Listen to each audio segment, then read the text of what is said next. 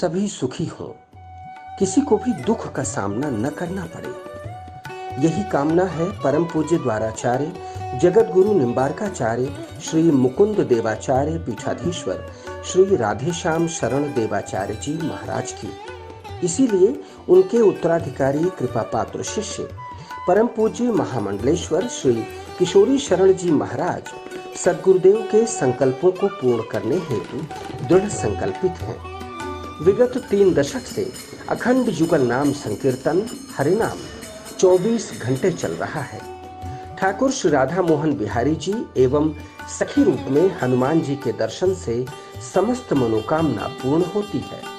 ब्रजवास कर रहे संतों के लिए अन्न क्षेत्र शुद्ध सात्विक भोजन की व्यवस्था की जाती है। मनोवांछित फल प्राप्ति हेतु एवं समस्त बाधाओं से मुक्ति प्राप्ति हेतु आप श्री अपने नाम से या अपने पूर्वजों परिवार के नाम से युगल नाम संकीर्तन करा सकते हैं। संतों के भोजन भंडारा दक्षिणा सहित में सम्मिलित हो सकते हैं। एक दिन का संकीर्तन 1500 रुपए, एक माह का संकीर्तन 15,000 रुपए, 5 संतों का भोजन 500 रुपए, 51 संतों का भोजन 5100 रुपए, 21,000 दान देकर आजन्म एक संत के भोजन का पुण्य फल प्राप्त करें। मरणोपरांत भी आपके नाम से यह सेवा चलती रहेगी और आप संस्था के आजीवन सदस्य होंगे। एटीजी के अंतर्गत आयकर मुक्त संस्था का अकाउंट।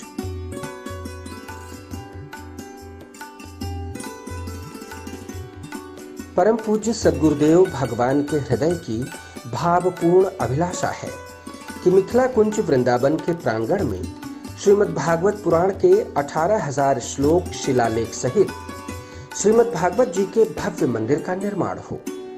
श्री राधा कृष्ण की लीला स्थली श्री धाम वृंदावन में विश्व के पहले अद्भुत मोक्षदायी मंदिर का निर्माण कार्य शीघ्र प्रारंभ होने जा रहा है, जिसमें एक ईंट का दान 1100 रुपए रखा गया है। आप श्री एक या एक से अधिक ईंट का दान देकर मंदिर निर्माण में सहयोगी बन पुण्य फल प्राप्त करें। आपका सहयोग एटीजी के अंतर्गत कर मुक्त होगा।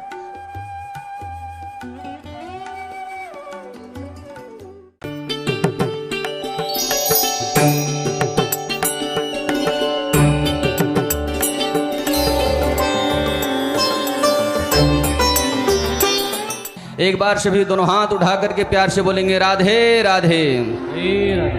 आइए सर्वप्रथम व्यास मंच को सुशोभित कर रहे प्रातः स्मरणीय विप्रकुल भूषण श्रीधाम वृंदावन के गौरव हम सभी के आदर्श परम पूज्य महामंडलेश्वर श्री किशोरी शरण जी महाराज के पावन चरणारविंदों में वंदन करते हुए आगे की धारा में हम सभी भक्त प्रवेश करें। जैसा कि आप सभी भक्तों को विदित है कि श्री सद्गुरुदेव भगवान के संकल्प स्वरूप जो श्री राम जन्मभूमि की तर्ज पर ही श्री धाम वृंदावन में भागवत मंदिर का दिव्य निर्माण होने जा रहा है, उसके सहयोगार्थ यह श्रीमद् भागवत की कथा का यहाँ पर दिव्य आयोजन आयोजित किया गया है।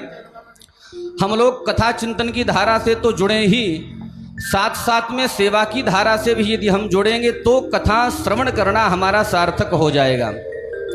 तो मैं निवेदन करूंगा, जो लोग भागवत मंदिर में अपनी सहभागिता प्रदान करना चाहते हैं वह हमारे सेवा संकल्प से जुड़ करके हमारे सेवा संकल्प को मजबूत बना करके पुण्य के भागी बन सकते हैं। तो जो लोग चाहते हैं कि श्रीधाम वृंदावन में निर्माण होने वाले भागवत मंदिर में हमारे द्वारा कमाए गए धन के द्वारा एक ईंट लगे अथवा एक श्लोक लिखा जाए, तो आप लोग जरूर, आपके टीवी स्क्रीन पर हमारे संस्थान के नंबर टेलीकास्ट हो रहे हैं, उन नंबरों पर संपर्क करवा करके आप अपने दान की घोषणा को करवा करके पुण्य लाभ प्राप्त कर सकते हैं। तो निवेदन करूंगा, उस मंदिर में एक ईंट की सेवा मात्र और मात्र 1100 रुपए की है।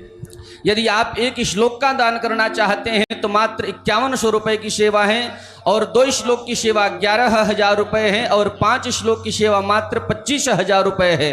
तो जो भी भक्त इस सेवा संकल्प से जुड़ना चाहते हैं, जरूर आप हमारे सेवा संकल्प से जुड़ करके हमारे संकल्प को मजबूत बनाएं। और जैसा कि आप सभी भक्तों को विदित है, जो लोग मिथिला कुंज वृंदावन से भक्त जुड़े हुए हैं अथवा जो प्रतीक वृंदावन से जुड़े हुए हैं, आप सभी को विदित है कि यहाँ पर विगत 30 वर्षों से अखंड युगल नाम महामंत्र का संकीर्तन अखंड गति से चल रहा है। तो मैं भक्तों से भी निवेदन करूंगा, क्योंकि शास्त्रों में वर्णन आया है, नाम संकीर्तनम यस्य सर्व पाप प्रणाशनम प्रणामो दुख शमनस्तम नमामि हरिम परम।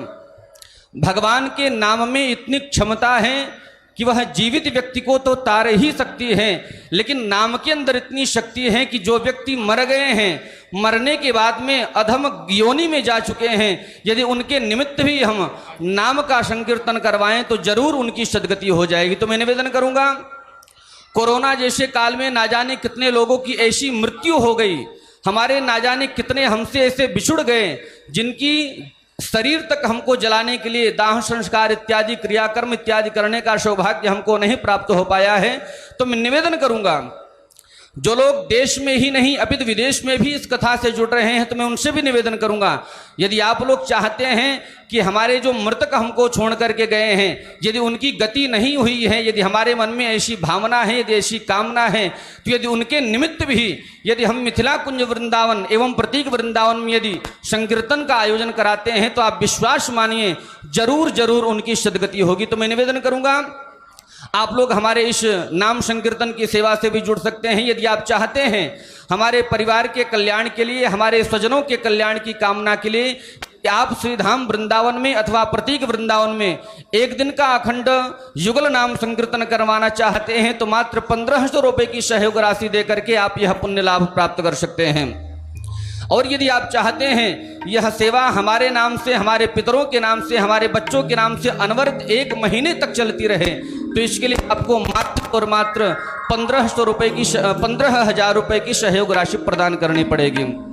और मैं निवेदन करूंगा, शास्त्रों में वर्णन आया है अन्नदानम महादानम। आज जो लोग हमारे आश्रम के चैनल के द्वारा, जो मिथिला कुंज का यूट्यूब चैनल है, उस चैनल के द्वारा प्रातः 9 बजे जो लोग अन्न क्षेत्र का दर्शन कर रहे होंगे, उनको बताने की जरूरत नहीं है, अथवा जो मिथिला कुंज वृंदावन एवं प्रतीक वृंदावन से जुड़े हुए हैं भी बताने की जरूरत नहीं है। हमारे संस्थान के द्वारा अन्न क्षेत्र चलाया जा रहा है, जिस अन्न क्षेत्र का नाम है माँ वैष्णो देवी अन्न क्षेत्र।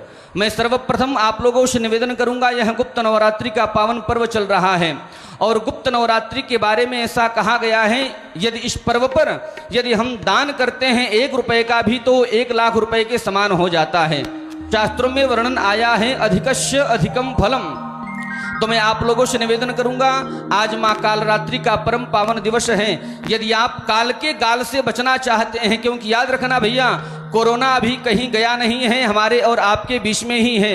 यदि हम कोरोना रूपी काल के गाल से बचना चाहते हैं, तो आज माँ काल रात्रि के परम पावन दिवस पर जरूर किसी एक भूखे बच्चे के मुख का निवाला बनकर के हम काल के गाल से मुक्त हो सकते हैं। तो मैं निवेदन कर रहा था, हमारे सेवा संस्थान के द्वारा जो माँ वैष्णो देवी अन्न क्षेत्र चलाया जा रहा है, इसके द्वारा ना जाने कितने भूखे, लाचार, बेसहारा, असहाय, जिनको 2 वक्त की रोटी भी नसीब नहीं होती है, श्री सद्गुरुदेव भगवान के संकल्प से एवं पूज्य व्यास जी महाराज के संकल्प से एवं हमारे सेवा संस्थान के द्वारा उन भूखे बच्चों के मुख में निवाला डाला जाता है।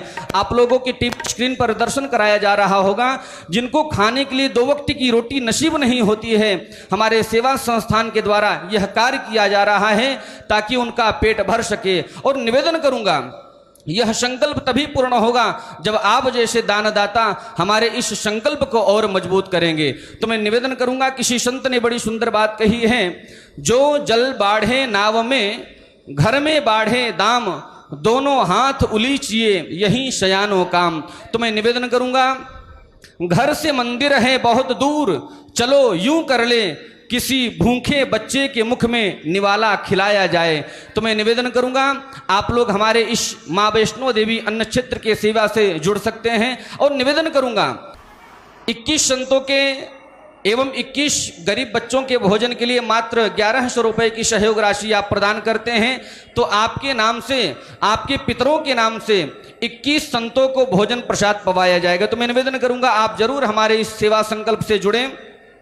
यदि आप चाहते हैं कि हमारे द्वारा 51 संतों का 51 गरीब बच्चों के मुख में निवाला डाला जाए, हम उनके अन्नदाता बने, तो इसके लिए आपको मात्र और मात्र 2100 रुपये की सहयोग राशि प्रदान करनी पड़ेगी।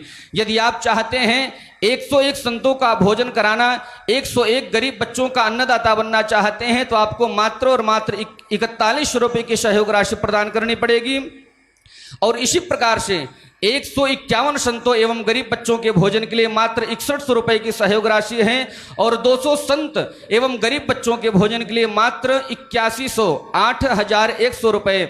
और यदि आप एक दिन की संपूर्ण सेवा अपने नाम कराना चाहते हैं अथवा अपने पितरों के नाम अथवा एवं परिवार के कल्याण के सुख शांति के निमित्त करवाना चाहते हैं, तो आपको मात्र और मात्र 21,000 रुपये की सहयोग राशि प्रदान करनी पड़ेगी। तो मैं निवेदन करूंगा, आप लोग जरूर, गुप्त नवरात्रि का पावन पर्व चल रहा है, गुरु पूर्णिमा का पावन पर्व चल रहा है, आप लोग जरूर इस सेवा महायज्ञ में अपनी आहुति डाल करके पुण्य के भागी बने। और मैं एक निवेदन करूंगा, जैसा कि आप लोगों को विदित है, यह आयोजन गुरु पूर्णिमा के पावन पर्व पर आयोजित किया जा रहा है, और श्री सद्गुरुदेव भगवान एवं पूज्य महाराज श्री के भक्त देश ही नहीं अपितु विदेश में भी हैं। तो कुछ भक्तों का फोन लगातार 2-3 दिनों से हमारे पास में आ रहा है कि यदि हम प्रतीक वृंदावन में गुरु पूर्णिमा के पावन पर्व पर नहीं आ सकते हैं तो हमारी गुरु पूजा किस प्रकार से स्वीकार की जाएगी। तो मैं उन भक्तों को कहना चाहूँगा, यदि आप प्रतीक वृंदावन नहीं आ सकते हैं, श्री सद्गुरुदेव भगवान के सन्मुख उपस्थित होकर के पूजन नहीं कर सकते हैं, तो कोई बात नहीं, आप जहां पर हैं वहीं से सद्गुरुदेव भगवान की पूजन को कर सकते हैं। और पूजन के निमित्त एवं गुरुदक्षिणा के निमित्त जो भी सहयोग राशि आप प्रदान करना चाहते हैं, आपके टीवी स्क्रीन पर हमारे संस्थान का अकाउंट नंबर टेलीकास्ट हो रहा है, उन नंबरों में अपनी सहयोग राशि को प्रदान करके आप गुरु पूजा में सम्मिलित हो सकते हैं।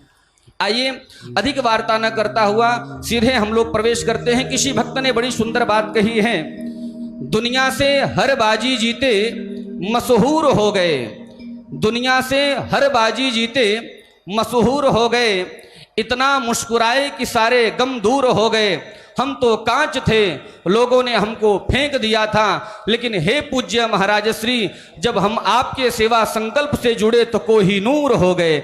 तो मैं निवेदन करूंगा, श्री सद्गुरुदेव भगवान एवं पूज्य व्यास जी महाराज ने इतने सुंदर सेवा संकल्पों से हमको जोड़ करके रखा है, बांध करके रखा है। मैं निवेदन करूंगा, एक बार जोरदार तालियों से पूज्य महाराज श्री का स्वागत करेंगे और दोनों हाथों को जोड़ करके एक ही निवेदन करेंगे, हे पूज्य महाराज श्री, आज के भागवत कथा चिंतन में अवगाहन करा करके, निमज्जन करा करके, सेवा के साथ में सत्संग से जोड़ करके हमारे जीवन को अनुग्रहित करें। पूज्य महाराज श्री, श्री वृंदावन बिहारी लाल की जय। राधा कृष्ण सरूपाम्बे कृष्णं राधा स्वरूपिणं कलात्मानं निकुञ्जस्थं गुरुरूपं सदा भजे। वाञ्छाकल्पतरुभ्यश्च कृपा सिन्धुभ्य एव च पतितानां पावनेभ्यो वैष्णवेभ्यो नमो नमः। जो स्वयं को दुनिया में रहते हुए भी एकमात्र केवल हर स्थिति में, हर परिस्थिति में श्री कृष्ण को पुकारा। हम सब ऐसा नहीं है जो भगवान को पुकारते नहीं, ऐसा नहीं है हम जो भगवान की पूजा नहीं करते हैं। श्रीधाम वृंदावन में लाखों लोग मिथिला कुंज में आकर ठाकुर श्री राधा मोहन बिहारी के दर्शन करते हैं। वहाँ चारुशिला सखी के रूप में श्री हनुमत लाल जी ये दर्शन करते हैं। हजारों लोग, सत्संग भवन है विलक्षण, उस सत्संग भवन में आकर सत्संग सुनते हैं। जैसे यहाँ प्रतीक वृंदावन में हम सब उपस्थित होकर भगवान की कथा अमृत का रसास्वादन कर रहे हैं। ना जाने हमने अपने जीवन में कृष्ण प्राप्ति कथा श्रवण कर चुके हैं, लेकिन फिर भी मेरे जीवन में द्रौपदी की तरह, उत्तरा की तरह, कुंती की तरह वो विश्वास नहीं उत्पन्न होता है जो श्री कृष्ण हमें भी मेरे निकट सदा रहे। अगर हम चाहते हैं, बहुत लोगों की प्रश्न होता है कि भक्त भजन करने के उपरांत भी हमें आज तक भगवान दर्शन नहीं दिया है। भगवान तो तैयार है, आप स्वयं को नहीं बुला रहे हैं। हर व्यक्ति चाहते हैं श्री कृष्ण प्रेम मेरे हृदय में उत्पन्न हो, श्री कृष्ण प्रेम समाधि में मैं डूब जाऊं, द्रौपदी की तरह, उत्तरा की तरह, कुंती की तरह। लेकिन एक बात ध्यान देना, व्यास जी भागवत शास्त्र की रचना की है। आज हम सब भगवान सुखदेव जी महाराज परीक्षित के कृपा से सब श्रवण कर रहे हैं। सबके हृदय में यही उत्पन्न होता है कि मेरे हृदय में भी श्री कृष्ण प्रेम उत्पन्न हो, परमात्मा के लिए ऐसा मैं डूब जाऊं कि लगे कि कन्हैया मेरे निकट ही है। द्रौपदी को यही तो लगा था। उनके पुत्र महाभारत के युद्ध के अंतिम समय में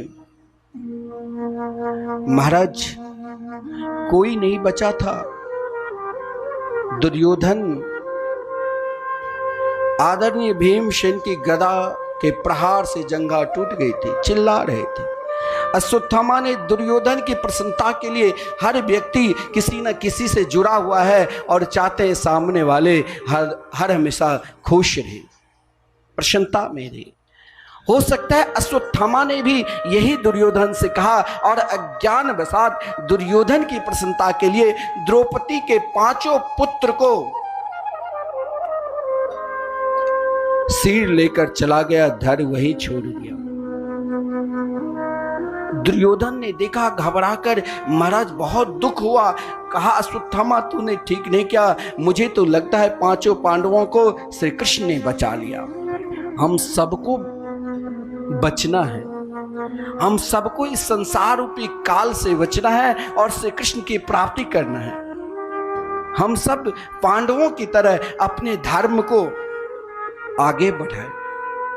हमें भी श्री कृष्ण की प्राप्ति चाहिए, लेकिन वो हमें भी द्रौपदी बनना पड़ेगा। जब द्रौपदी अपने पुत्र के शिविर में पहुंचती है तो द्रौपदी पुत्र के लिए रुदन नहीं किया, द्रौपदी श्री कृष्ण के लिए रुदन की।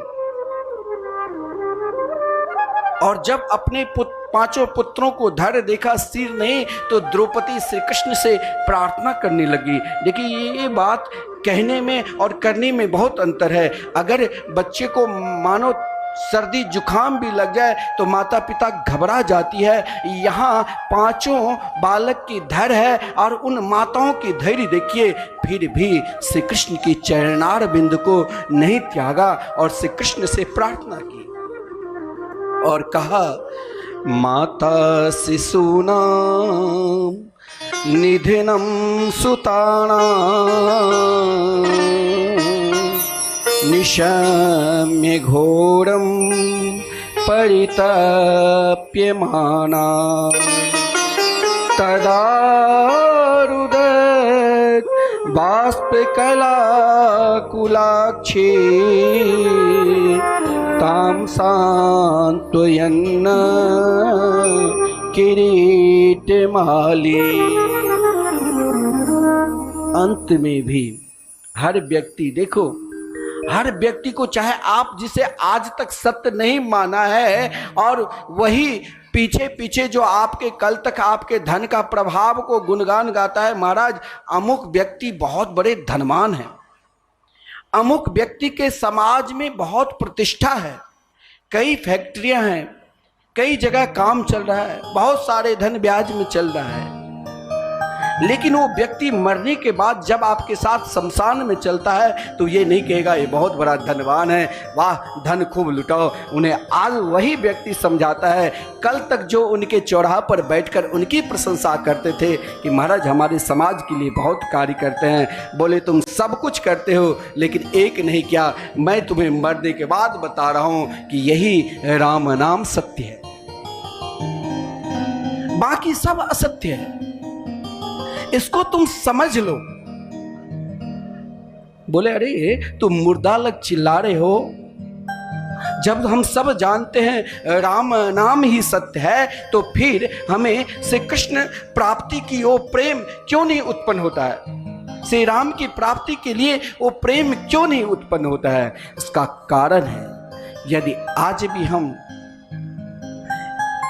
तीन जो एक शब्द है, इन तीनों शब्द पर यदि हम आज ध्यान दे दिया तो मुझे विश्वास है कि हम सबको भगवान की प्राप्ति होगी। हम सब बड़े प्रेम से लड्डू गोपाल को, ठाकुर जी को रिझाते हैं, फिर भी वो सहजता, वो प्रेम उत्पन्न नहीं होता है। क्यों? क्योंकि हमने तीन जगह से ही बहुत द्विधा में पड़ा है। वो तीन क्या है? तो शोक, मोह और भय। श्री कृष्ण हमें क्यों नहीं मिलते हैं? श्री राम हमें क्यों नहीं मिलते हैं? परमात्मा की प्राप्ति हमें क्यों नहीं होता है? इसका कारण यही है, हम तीन जगह ऐसा फंस गया है, इस प्रकार फंसा हुआ है जिससे निकलने की कोशिश तो हमें द्रौपदी ही बनना पड़ेगा। जिन द्रौपदी के सामने आज समस्त हस्तिनापुर के नर नारी है सांत्वना दे रहे हैं, स्वयं पांडवों ने सांत्वना दी कि अश्वत्थामा चाहे मुझे आकाश में मिले चाहे पताल में मिले, उस दुष्ट को दंड दूंगा। स्वयं भगवान सामने खड़े हैं, लेकिन आज द्रौपदी यदि भगवान से प्रार्थना करती कि मेरे पुत्र को आप जगा दो, स्वस्थ कर दो, जिला दो, तो शायद भगवान तुरंत मान लेते। लेकिन द्रौपदी ने यही प्रार्थना की कि प्रभु मेरे पुत्र महाभारत के युद्ध में यदि मारा जाता तो शायद मेरे हृदय में प्रसन्नता होती, क्योंकि देश के लिए जो शहीद होते हैं उनके विषय में कहा गया है कि वो समस्त लोक लोकांतरों से श्रेष्ठ गोलोक धाम में प्रिया प्रीतम के नित्य सेवा में रहते हैं, जो इस राष्ट्र के लिए, इस समाज के लिए स्वयं को अपने आप बलिदान, इस भूमि के लिए स्वयं को बलिदान दे देते हैं। लेकिन द्रौपदी ने कहा, हे किरीटमाली, गोपाल सहस्त्रनाम में श्री कृष्ण का एक नाम किरीटमाली भी है। मेरे पुत्र चाहे स्वर्ग में मिले चाहे नरक में मिले, लेकिन आप जरूर उनका कल्याण करना, यही कल्याण। और हम लोग कहेंगे महाराज मेरे बच्चे को सर्दी जुकाम हो गए, ठीक ही नहीं हो रहा है, अनेक डॉक्टर को बुलाकर औषधियाँ भी खा लिया फिर भी ठीक नहीं, लेकिन मेरे अंदर शोक है, मेरे अंदर मोह है और मेरे अंदर ही भय है। और जब तक ये तीनों मेरे अंदर विद्यमान रहेंगे तब तक श्री कृष्ण की प्राप्ति हो ही नहीं सकती है। शोक कब होता है? शोक बीती हुई मानो कोई घटना हो गई हो, जिस घटना में कोरोना काल में बहुत जवान वृद्ध जिसको नहीं मरना चाहिए वो भी चले गए। अब हम स्वयं अपना कल्याण नहीं करके बार बार वही सोचते हैं। अरे अगर आप उनका कल्याण चाहते हो तो मैंने कल कहा कि कहीं भी कल्याण का उपाय इस कलयुग में नहीं है। आप चाहे अपने घर में संकीर्तन कराओ, यदि समय नहीं है तो श्रीधाम वृंदावन मिथिला कुंज में जो अखंड संकीर्तन लगातार 30 वर्षों से चल रहे हैं, वहाँ एक दिन उनके नाम से आप कीर्तन ही तो करा दो। जितने देर तुम शोक कर रहे हो उतने देर उनके नाम से राधे कृष्ण कृष्ण कृष्ण राधे राधे, राधे श्याम श्याम श्याम राधे राधे, जो अखंड संकीर्तन संतों के द्वारा चल रहा है उसमें सहयोग करो। मात्र ज़्यादा नहीं है, 1500 में आजकल क्या होता है, हो सके तो 3 दिन उनके नाम से जो नहीं रहा, परंतु हम मानने वाले नहीं हैं। मेरे अंदर जो शोक इस प्रकार भर गया है जो हम उनका कल्याण नहीं सोचते हैं कि मरणोपरांत भी उनका कल्याण हो जाए, वो ठाकुर जी की सेवा में चले जाए। हम तो बस बैंक में अभी तक किसी का नॉमिनी नहीं दिया, क्यों मर गया? कोई महाराज रोड पटरी भी मरा, कोई करोड़पति भी मरा, बैंक में अभी नॉमिनी नहीं दिया, इसलिए हम शोक करते हैं। कहाँ पैसा छुपा कर रखा है, एकाएक किसी को बताया नहीं, तुरंत पधार गए, इसलिए हम शोक करते हैं। शोक का कारण यही है कि बीती हुई जो हमारे अंदर घटनाएं हुई, उन शोक यदि विद्यमान हो जाएंगे तो श्री कृष्ण की प्राप्ति नितांत संभव है। द्रौपदी के जीवन में अनेक घटना घटी है, उन घटना की यदि चिंतन करती तो शायद भगवान द्रौपदी को सामने कभी आते ही नहीं, सखा सखी का भाव ही नहीं रहता। द्रौपदी जैसे परम विदुषी के चरणों में व्यास जी नमन क्या था, भागवत ने लिखा हुआ है, वामस्व भावा कृपया नाम चा, यानी उनके सुंदर स्वभाव, जिसके जीवन में शोक है ही नहीं, जिसके जीवन, देखिए मोह क्यों होता है? हर व्यक्ति कहते हैं अब तो बहुत पूज्य गुरुदेव से जो मास्टर साहब रिटायर हो गए, वो मिलते हैं कि अब हम आपकी सेवा में रहेंगे, हम वृंदावन में रहेंगे और आपकी सेवा में। कोई नहीं आता है, एक दिन भी सेवा करने के लिए यहाँ तो आता ही नहीं।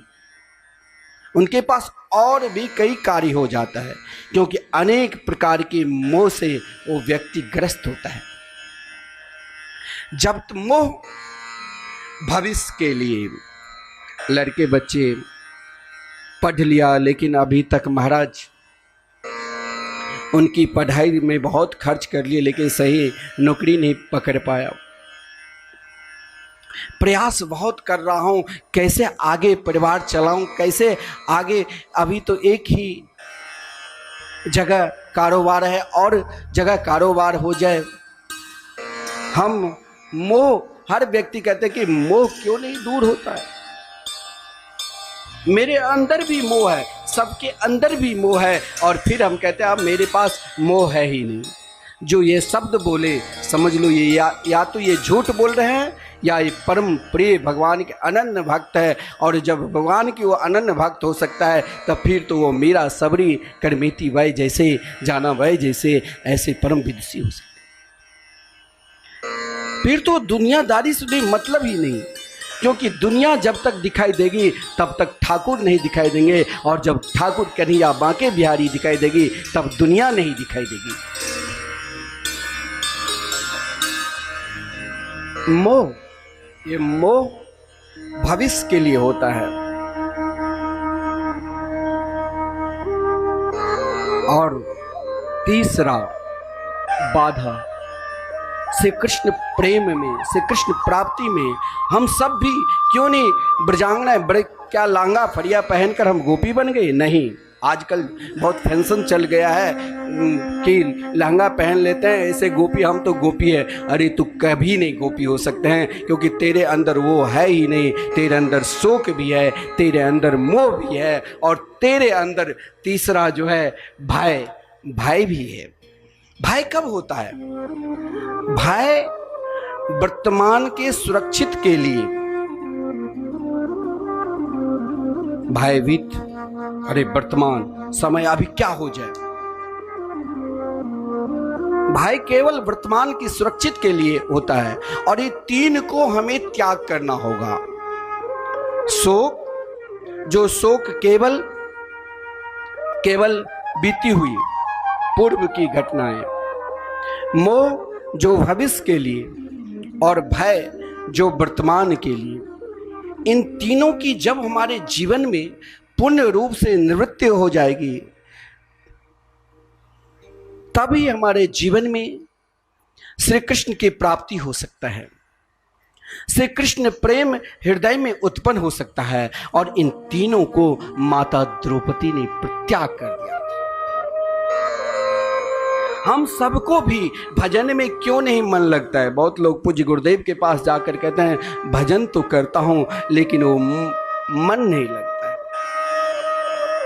है। दान करने की इच्छा तो होती है, लेकिन कैसे दान करूं, उतना पुण्य नहीं है, और या स्वयं हम भय से भयभीत है। वर्तमान के लिए वर्तमान का शोक ही भय है। आज भी हम इन तीनों को परित्याग कर दे तो स्वयं ठाकुर जी मेरे निकट भी आ जाएंगे। क्या उत्तरा के निकट नहीं आए?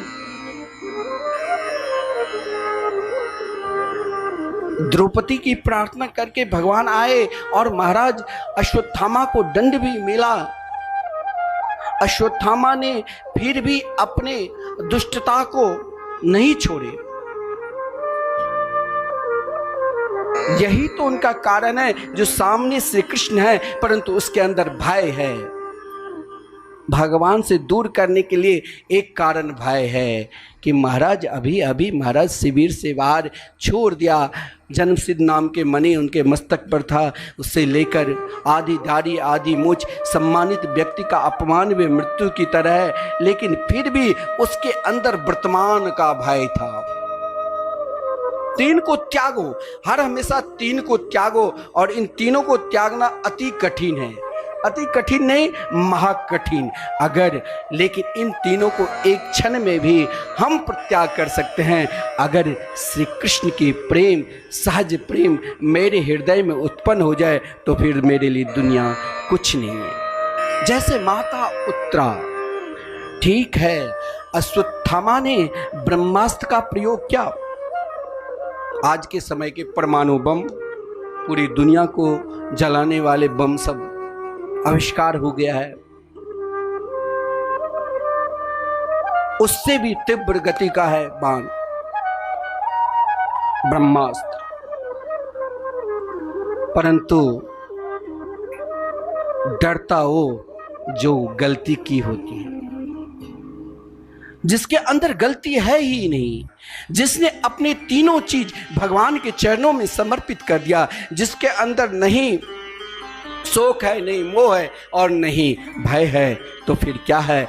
फिर सीधे कन्हैया के है।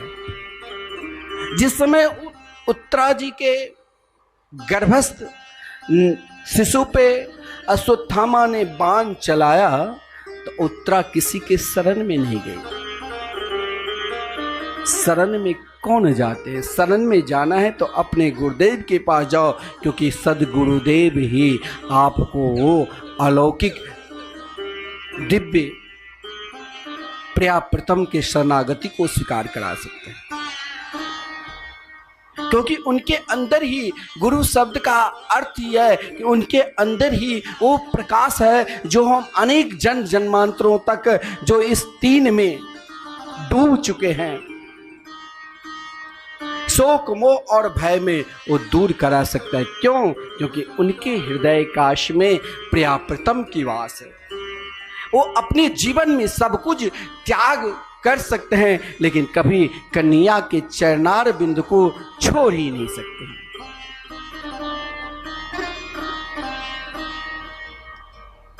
उत्तरा ने भी अपने जीवन, देखिए ये कहना और करने में बहुत अंतर। आज भी लोग रो रहे हैं कोरोना काल में, मेरे पति, मेरे पुत्र, मेरी पत्नी, मेरे सगे संबंधी चले गए, मैं देखता ही रह गया। लेकिन युवा अवस्था में अभिमन्यु जैसे पति, एक गर्भवती स्त्री अपने जीवन को किस प्रकार धैर्य से जिया और किस प्रकार से कृष्ण के चरणारविंद में समर्पित हो गई, ये तो वही जान सकती है।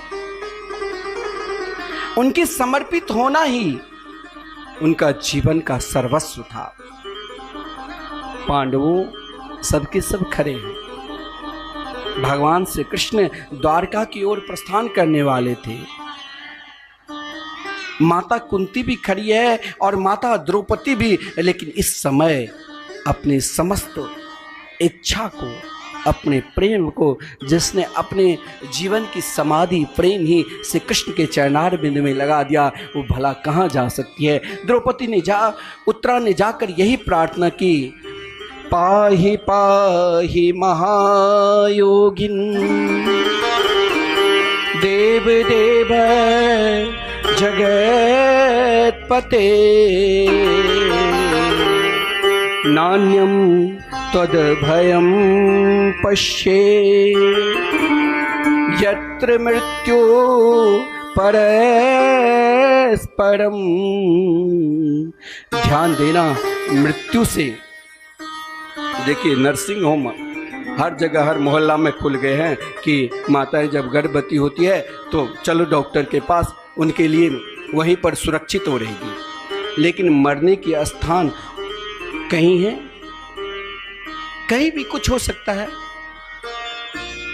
हर व्यक्ति को एक दिन मरना है, सब जानते हैं, लेकिन हम क्यों नहीं अपने जीवन को कृष्ण में लगा दें।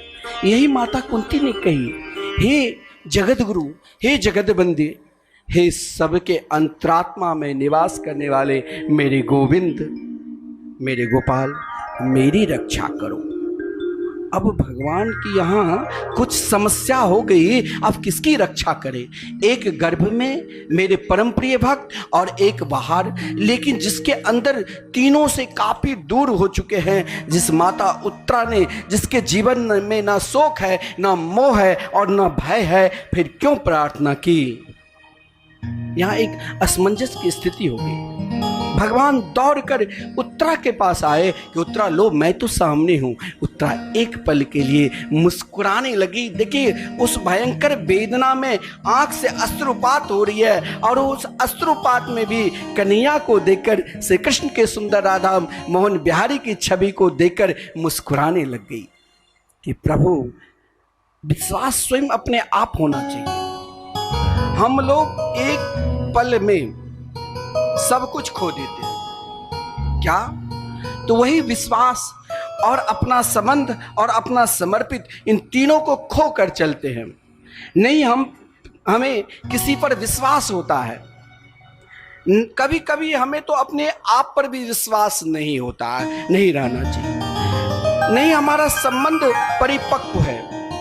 सदगुरु के द्वारा जो प्रदत्त मंत्र है, उन मंत्र को छोड़कर भी हम इधर उधर भटकते रहते हैं। हमारा संबंध भी, हमें भी संबंध पति पत्नी की तरह बनाना, हमें भी संबंध जैसे माता अपने पुत्र से प्रेम करते उस प्रकार। लेकिन ये टूट सकता है, हर संबंध टूटने का इस संसार में रास्ता है, लेकिन कन्हैया से संबंध कभी नहीं तोड़ो, ये सदा चिंतन करो।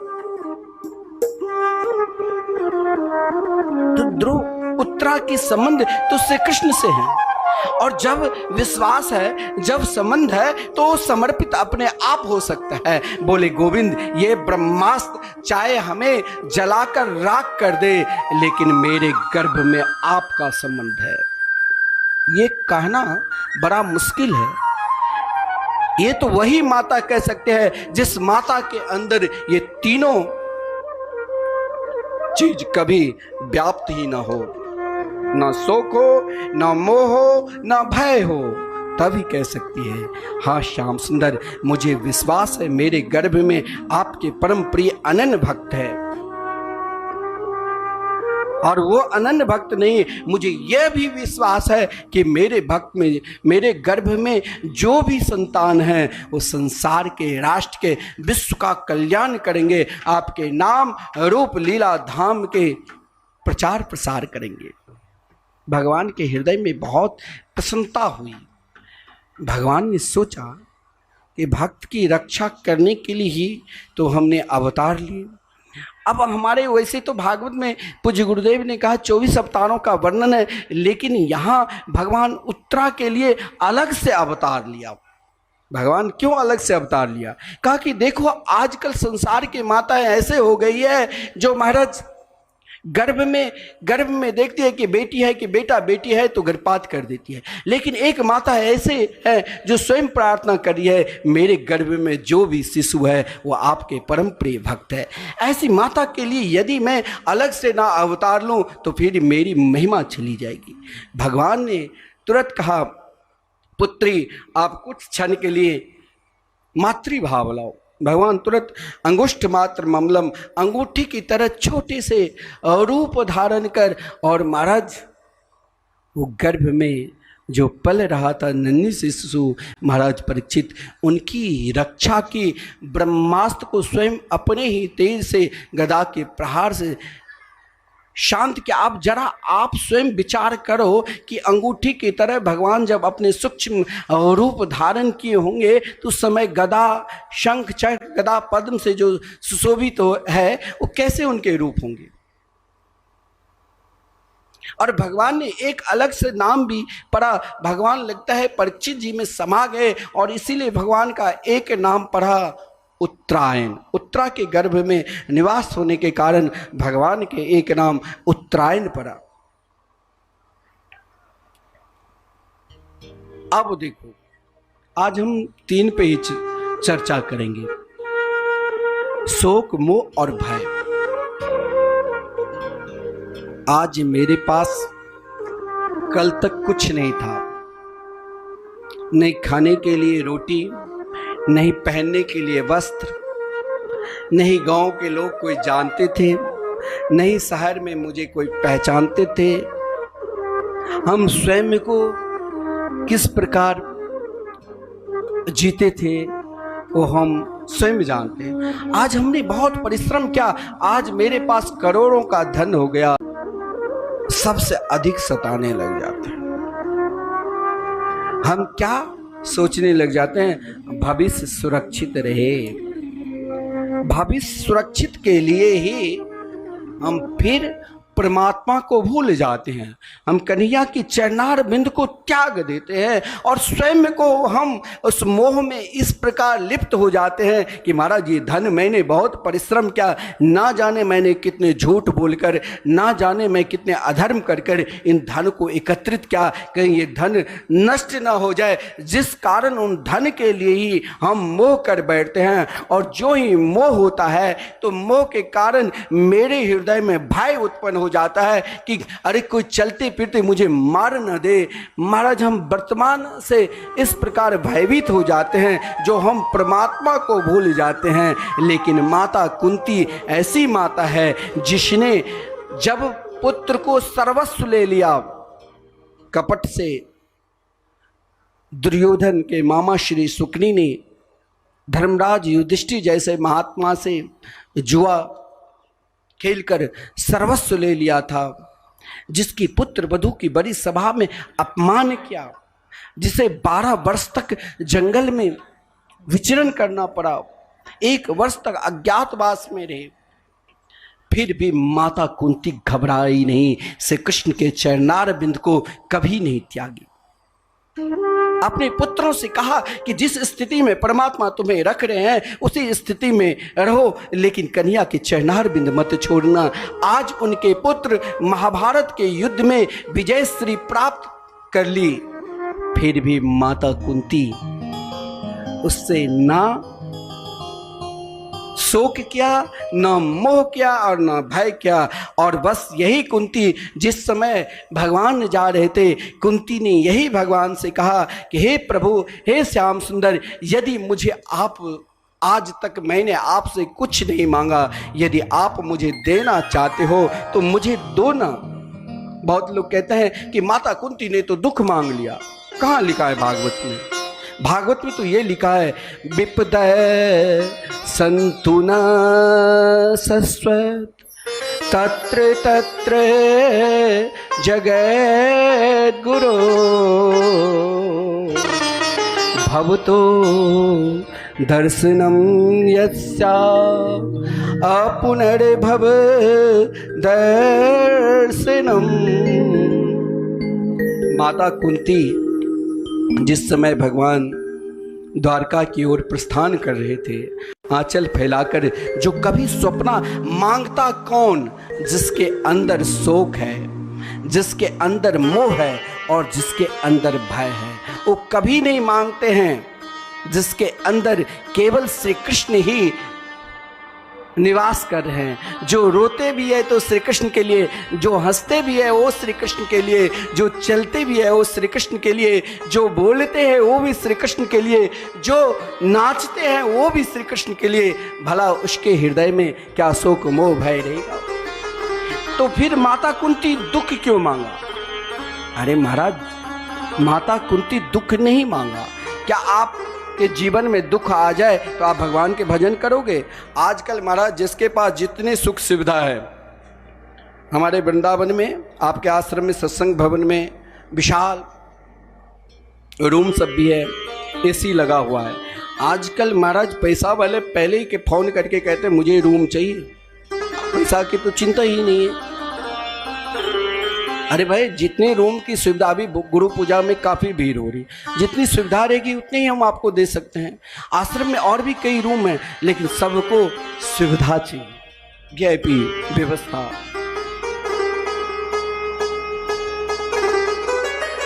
अरे हम वृंदावन आए, हम दुख 1-2 दिन दुख सहन कर लेंगे। नहीं महाराज, बहुत गर्मी पड़ रही है, हमें दुख सहन करने की आदत नहीं है, हमें एसी चाहिए 24 घंटे। हम तो एसी में रहने वाले हैं, हमें एसी रूम चाहिए। बोले अच्छा,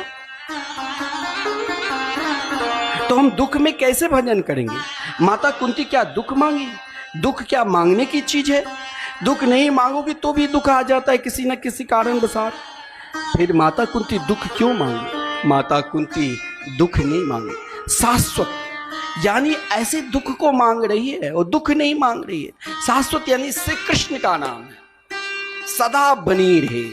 जीवन में एक ही ऐसा है महा हमारे साथ, मेरे तरंग के रूप में, मेरी आत्मा के रूप में, वो एकमात्र परमात्मा श्री कृष्ण ही है। वो शाश्वत सदा बनी रहती है। हम भूल जाते हैं लेकिन वो नहीं भूलते हैं।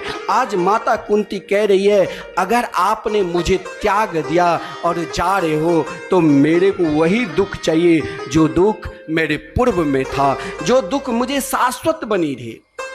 अरे महाराज, जिसके जीवन में जन्म से लेकर और आज तक दुख ही जन्म लिया, कहीं पालन कहीं और जगह, जिसके महाराज युवती अवस्था में ही पति चला गया, जिनके 5 पुत्रों को मारने के लिए गंधारी के 100 पुत्र सतत तैयार, आज महाराज उनके पुत्र पृथ्वी के सम्राट बने, तो आज क्या दुख मांग रही है? नहीं, माता कुंती तो यही कहती है, श्याम सुंदर मुझे तो आप चाहिए, हे मेरे गोविंद मुझे तो आप चाहिए, आपके सिवा मुझे कुछ चाहिए ही नहीं। शाश्वत मुझे ऐसी विपत्ति दो, विपदो नैव विपदा, संपदो नैव संपदा, विपद नारायण विस्मृति, संपन्न नारायण स्मृति। जिस दिन भगवान की पूजा करने की इच्छा ना हो, मान लेना आज मेरे जीवन में सबसे अधिक विपत्ति आ गई है। जिस दिन कीर्तन करने का मन ना करे, मान लेना आज मेरे जीवन में सबसे बड़ा दुख आ गया है। जिस दिन परमात्मा प्रतीक वृंदा में ठाकुर जी के दर्शन करने की इच्छा ना करे, मान लेना आज ही मेरे जीवन में सबसे अधिक लगता है दुख का पहाड़ आ चुके हैं। मेरे जीवन की तो यही संपत्ति है, विपदो नैव विपदा, संपदो नैव संपदा, विपद नारायण स्मृति, संपन्न नारायण स्मृति। जिस दिन भगवान का स्मरण रहे, कुंती भगवान को यही शाश्वत भक्ति मांगती। शाश्वत भक्ति यही कि हे प्रभु, मुझे स्वप्न अवस्था में भी शोक मोह और भय कभी उत्पन्न भी ना हो। स्नेह पास मम छी, केवल आपकी स्नेह रूपी चरणार बिंद में ये मेरे मन रूपी डोरी सदा बंधी रहे और तुम्हारी याद बनी रहे। यही पुकारने लग गई कुंती। केवल माता कुंती की तरह याद करो, चिंतन करो और ना डरो शोक से, ना डरो मोह से और ना डरो भय से। डरना है तो एक से डरो, हे कन्हैया, हे मेरे श्याम सुंदर, कभी आपके चरणार बिंद मुझे ना छूटे। सदा मुझे अपने चरणार बिंद में लगा कर रखो। भगवान नहीं गए। धर्मराज युधिष्ठिर को लगा कि मेरे कारण ही प्रभु रुके हुए हैं, लेकिन आज क्यों नहीं एक प्रश्न करूं। धर्मराज युधिष्ठिर अपने कक्ष में रुदन करने लगे और कहा, भगवान मैं क्या करूं, मेरे कारण ना जाने महाभारत जैसे भयंकर युद्ध हो गया, कितने सगे संबंधी पुत्र भाई सब के सब मारे गए, ऐसा राजा बनकर मैं क्या करूं। भगवान ने सोचा कि ये उपदेश, कभी कभी क्या होता है, कुछ जीवन के सही मार्ग के लिए कोई छोटे बालक बतावे तो समझ में नहीं आता है, वही बात कोई बड़े बुजुर्ग बता देते हैं तो जल्दी समझ में आ जाता है। तो भगवान ने सोचा कि धर्मराज युधिष्ठिर के अंदर मेरे प्रति एक वात्सलता भाव है, क्यों नहीं पितामह भीष्म जो महाराज केवल प्रतीक्षा जीवन में करना है तो किसी का प्रतीक्षा न करो। हो सकता है वो मार्ग में ही हमें छोड़कर भाग जाए, अगर प्रतीक्षा करना है तो कृष्ण के करो। जैसे पितामह भीष्म ने अपने जीवन में यदि प्रतीक्षा की तो श्री कृष्ण के लिए जिए, तो श्री कृष्ण के लिए, और मिलना भी चाहते हैं श्री कृष्ण के लिए। आज श्री कृष्ण ने पांडवों से, माता कुंती, माता द्रौपदी और जितना भी हस्तिनापुर के नर नारी है, सब श्री कृष्ण के साथ कहाँ गए? जहाँ कुरुक्षेत्र, जहाँ केवल लाशों की ढेर, लोग अधिक देर शमशान में भी नहीं बैठते, और शमशान से आते हैं तो अपना वस्त्र स्नान करने के पश्चात ही घर जाते हैं, और सब वहाँ गए कहाँ? जहाँ ढूंढ रहे हैं शमशान में। साधु संतों के जब शरीर छूटता है तो लोग बड़े आनंद के साथ जाते हैं, उनके लिए उत्सव होता है, कोई वयोवृद्ध संत निकुंजवास करते हैं। आज समस्त हस्तिनापुर के नर नारी, साधु संत सब के सब उपस्थित है। इधर महाराज बाण के सज्जा पर पड़े हुए पितामह भीष्म, एकमात्र जीवन में जिसके जीवन में हर लक्ष्य को त्याग दिया, अगर चाहते तो पितामह भीष्म ही हस्तिनापुर के राजा बनते, लेकिन उनके लिए वो सब तुच्छ था। पितामह भीष्म ने अपने जीवन में केवल सबको त्याग दिया। जब बाण के सज्जा पर अर्जुन ने उन्हें लिटा दिया था तो सब कभी कभी जब महाभारत के युद्ध में किसी के परिवार मारा जाता तो भीष्म पितामह के पास आते। भीष्म पितामह बस यही कह देता, तो चले जाओ, मेरे लिए तो मेरी कन्हैया जिस दिन आएंगे उस दिन मैं भी चला जाऊंगा। 54 दिन से बाण के सज्जा पर पड़े हुए हैं, एक एक अंग में इस प्रकार बाण लगा हुआ है जैसे कोई बिच्छू एक साथ 10, 20, 50 बिच्छू डंक मारे। वो वेदना भी हो रही थी, दर्द हो रहा था मेरे अंदर। तो महाराज एक क्षण में तनिक हम झोली माला हाथ में लिया और भगवान के चिंतन की। जीवन में कोई दुख हो जाता है तो हम घबरा जाते हैं, हम घबरा कर बोलने लग जाते हैं, लगता है आज मैंने कीर्तन किया इसीलिए मेरे पेट में दर्द होने लगे, कल से मैं नहीं जाऊंगा कीर्तन करने।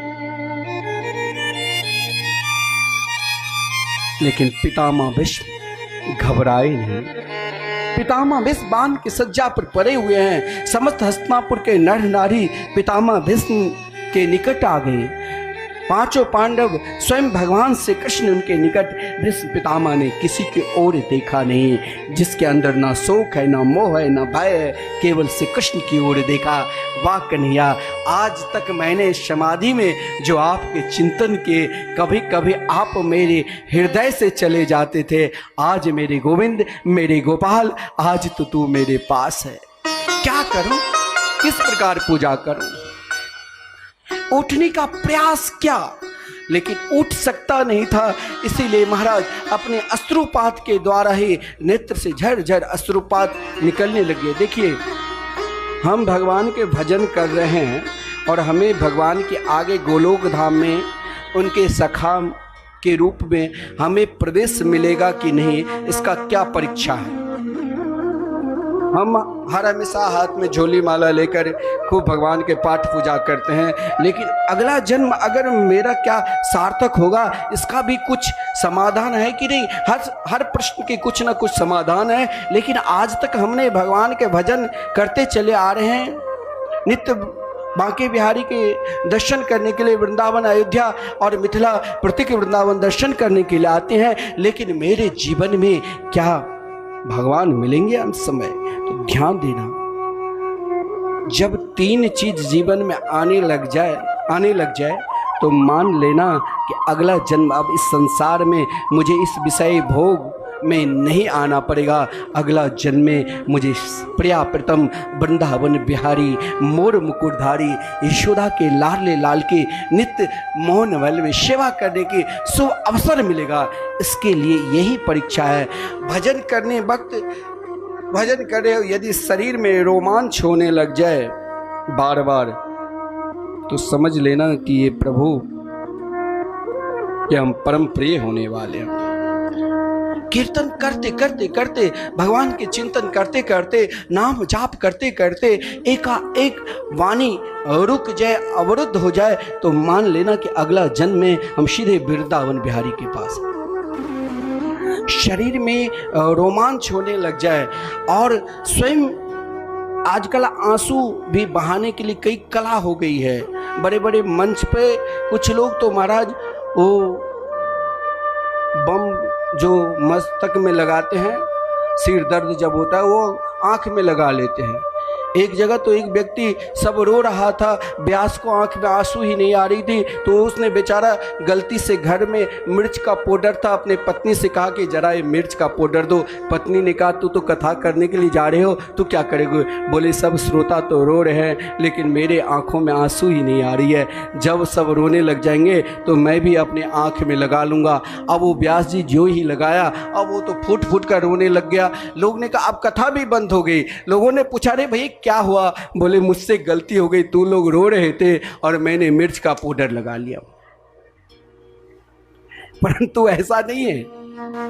जब भजन करने वक्त शरीर में रोमांच होने लग जाए, वाणी अवरुद्ध हो जाए और प्रिया प्रीतम के सुंदर स्वरूप को देखकर एकाएक अश्रुपात होने लग जाए, तो मान लेना कि अगला जन्म हम जरूर प्रिया प्रीतम के नित्य सेवा में रहेंगे। आज पितामह भीष्म का यही दशा हुई। जब श्री कृष्ण के सुंदर रूप को देखा, शरीर में एकाएक रोमांच आ गए, समस्त दुख भूल गए, बोलने की इच्छा प्रकट की, लेकिन श्री कृष्ण के सुंदर चरणार बिंद को देखकर बोल सकता नहीं। महाराज उठने की इच्छा प्रकट की लेकिन उठ सकता नहीं।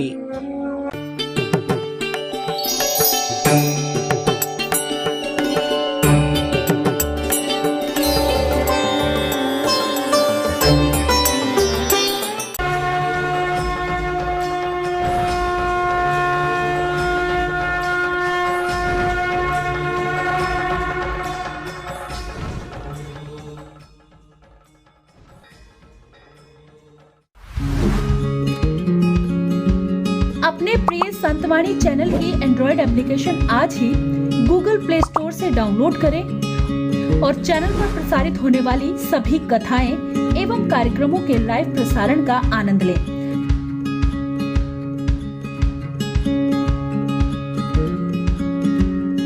एप्लीकेशन को 5 स्टार से रेट करें।